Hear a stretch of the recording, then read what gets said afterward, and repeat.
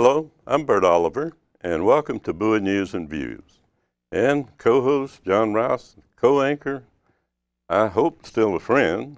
Will you start our program rolling, John? Of course, Bert. What's it been? 40 years? Jeez, I put up with your right-wing stuff. Well, no, don't go that far. 'Cause if I told you what you'd like to do, I wouldn't even be here on the other side. It is some suspicion around town during this political season that you are a little bit to the left. Well, Aunt Agatha the other day on her Facebook page said that you're a little bit to the right. Oh, well, Aunt Agatha's got good smarts. Actually says you're very far to the right. No, I think if Aunt Agatha ever gets to that, like some common elements around called the left-wing nuts and the right-wing nuts, Yeah, I know. They don't know much. No. Particularly when they say that about some people I know, and I look upon those that stand on the sidewalk and start pounding their fist in there and doing that. That's the nut. Yeah, well, I haven't seen anybody around we here have like a lot that. of nuts, Bert, on both in both parties, and I just find it so depressing these days. And well, no wonder Congress has an approval rating of something like, what is it, 18 to 20%? oh yeah, under 20. The speaker is even less. The important thing about this election, John, is a lot of people that We're talking about the county election. Well, I want to make a comment about generally any election. The turnout is going to be, I think, an important consideration just locally and nationally. But there's a lot of anti-incumbent feeling Oh, definitely. on a national level, but I don't notice that on the local level. I don't know. I just honestly don't know. The first election in many decades that I haven't had a feel. I used to call them correctly. Mm-hmm. But this one, it scares me, quite frankly, that some of the candidates that are running for county office and state Mm-hmm. are so bad that if they're elected, it's the stuff of nightmares.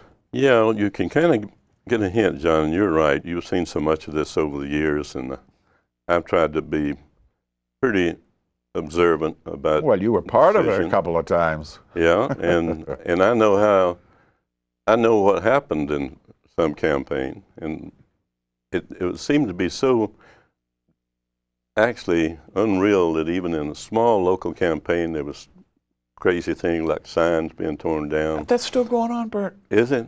I had 3 signs on my hill. 3 signs on my hill.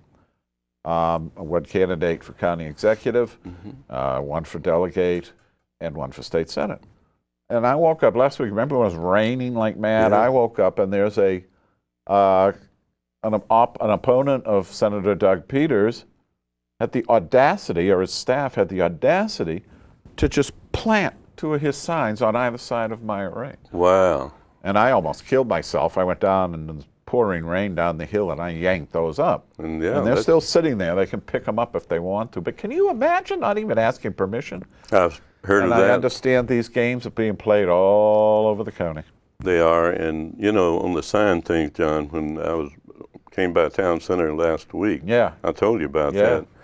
Signs on each side of the road within a foot of the right-of-way. Totally illegal. And even from intersections, it's supposed to be 50 feet from an intersection. That's sign. right. And in the days when they have a smaller sign, but some of these are billboard almost. Oh, they're huge. So, and putting them in the proper place, I understand the value of it because right now, I'm not even sure if the average voter is even paying much attention to No, they're not. the race. They're not. Now, You see these letters to the editor in the papers, and it's hilarious because somebody writes a letter to the editor favoring a candidate, and that person was asked by the candidate to write the letter. oh, yeah. And that seems to be, at least one local paper, that seems to be the only coverage it's giving the election is its letters to the editor, most of which are probably Right. connived. Well, I was in Southern Maryland a few days, and I grabbed the local papers there. Yeah. And there's a great deal of attention to the elections in St. Mary's County. Is that right? In the newspaper. They were featuring some column. But we haven't had much of that here. But just this last week, one newspaper, our local distributor, did at least talk about the districts and so forth, which is confusing to a lot of people. Oh, it's very Not confusing. Just people moving in. I'm going to have to be very honest with you. Despite the fact that I worked for one of the papers for almost 40 years, the Bowie Star, Gazette, whatever it's called, has given more election coverage than I thought possible for a paper that's just, I mean, it's not a wholly Bowie paper. It covers everything. Sure. And I haven't seen a single story in the other paper yet of substance. I haven't either. I was very surprised. Now, the Chamber of Commerce has got a candidate forum. Oh, yeah, you might mention that. And that might be helpful. It'll be held at the Senior Citizens that's a location good site over near the Newtown Center. Yeah, near there. And that'll be held, I think, Wednesday. It might be too late for 25th. But the next Wednesday, September 1st, will be the county executive candidate. That should be fun. And let's talk about the county executive race a little bit, John, because that way people get to the candidate forum. I'm going to give you the names here. Rushern Baker III, is a candidate for county executive. He's run before. Yeah. Almost took it last time, but not quite. Samuel Dean. Michael Jackson. Jerron Levi. And Henry C. Turner, Jr. I think that's the brother of Ingrid Turner, who is running unopposed for her county council seat, which I find shocking. I do, too. I thought we had a lot more people interested in county politics and would give competition. Yeah. And I guess that might be one reason that the term limits were put into effect. Yeah, probably so. But that's the county executive race, and we know Rushern from the run he had before. I like Rushern Baker. I will admit that I support him as county executive. I'm very wary of the sheriff because it seems that he and the present county executive, who is a complete disaster, as most people acknowledge, are very, very close. This fellow, Dean, he has been totally negative toward Bowie. He represented a part of Bowie at the time. When he was on the county council, he didn't even return phone calls from our elected officials here in the city. Wow. And what his qualifications to be county executive are absolutely eludes me. Exactly. The rest to run Levi, we've talked to her before. And she's been on the show. She's a very intelligent woman. She did not complete her term as a state delegate, which, quite frankly, I don't think is right. Sarah Palin walked off on her term. What's the difference? That's right. She was elected to a term that she didn't finish, and I have not been terribly impressed with her. I thought I would be, very honestly. I thought she would be a better candidate than she has. Now, that's my opinion, only my opinion. Well, no one replaced her in her delegate seat during that period of time. No. And she remains. As a delegate. Theoretically, she spent a lot of time doing state delegate work. And of course, Henry Turner, I don't know anything about him. I don't know anything about him. But just to give you an idea. They've been visiting here, some organization, I don't know what it is. Has had what was a rather belabored sort of candidates forum. And I'm not sure that he really knows enough to be county executive. I have no information on him. And that candidate forum will be an important one Wednesday. We'll be broadcasting it, you said. No, we won't. Oh, yeah. Channel 11 and 7, Comcast, will be broadcasting that candidate forum. And I imagine the technical people here, Tom and Jim, it will get it on pretty soon afterwards. It won't be delayed a week, I don't think. Well, it's not long. No. It's not long at all. And they'll miss the one Wednesday. That's for the districts. Now, that's one thing that's a lot of people, when I ask them how their feelings are about candidate, some don't. I've got to learn my district again. I've forgotten what district I'm in. There's been an absence of mailings, I understand. I have one mailing from Ahmed. Oh. It's the only mailing I've received. Well, and I think we got one. And Geraldine's the only person that ever knocked on my door. Oh, really? That's good. Well, she knows where you live. She does. Yeah.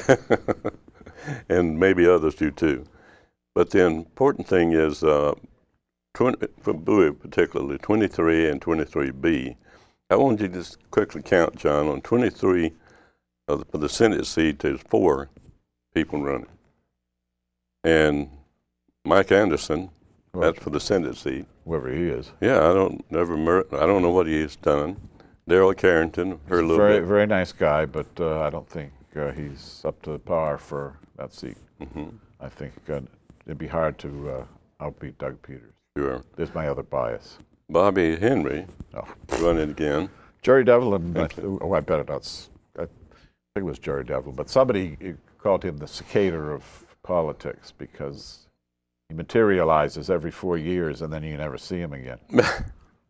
Well, Doug J.J. Peters is incumbent and running for his 3rd term, I believe. Yeah. And did it. Second, I think. 2nd term, I think he's fulfilling his 2nd term now. Would be 3rd, because he ran. And he's done a wonderful job. Yeah. If people don't realize that, they really should. He was the power behind getting that park and planning tax cut. Absolutely. And nobody else. Him. Members of our own legislative delegation were less than enthusiastic about it. Yeah. That's a big plus for Doug, and of course he's been in business himself. Yeah. He has some good background, I think, preparing. And he has a good staff. I want to throw that in. A good staff? He does. all 1.5 people. All 1.5. Well, I think that's a good sign right there, because if there's an opportunity to put more staff on, usually once a person gets elected, they fulfill that opportunity, not obligation. Lori and Kathy down there do a wonderful job. They really do. Anytime I have a problem, the only person I don't call him. I call them. And boy, they get stuff done. Well, that's important, and having good people there. And of course, being a county council person and a Bowie City former council Bowie person. City councilman, very successful businessman. Right. And former county councilman. Yep. So those things are very good experience, and he's got a track record. And that's the thing that I would remind people to research is a track record if they're elected official, even whatever, like Levi going from delegate to county executive. I think that's important. Now, I want to mention District 23A has 2 delegate seats, and there's 2, 4, 6, 8 candidates. Yeah, I know about 3 of them. I'm trying to look. I'm having to search here. Yep. With the delegate seat, I noticed that they have a Geraldine Valentino Smith listed in there. Yeah. But if that's candidates for him, I doubt it should be over in the when they see that she was in the right place. Excuse me. Oh, I thought Levi's in the right place too. I thought maybe with all that crowd there, I didn't spot her name under the delegate list at first. Then I saw it and I prayed, and she's right. Oh, Geraldine? Yeah, she's there. Oh, yeah. 23A. 23B is now the incumbent, Marvin Holmes. He has 1 competitor. Yeah. Robin Frieden and Breeden. Anyway, those people. Never heard of them. Yeah. Nothing about them. Likewise, all these candidates in 23A. I know Paulette. Mm-hmm. She's a very, very nice lady. A very nice lady. I know her. And of course, I know Shakur Ahmed. It's hard not to know Shakur Ahmed because he certainly spreads himself about. Yeah, and I don't know those other women. I don't. I don't you? either. Do you? No, not at all.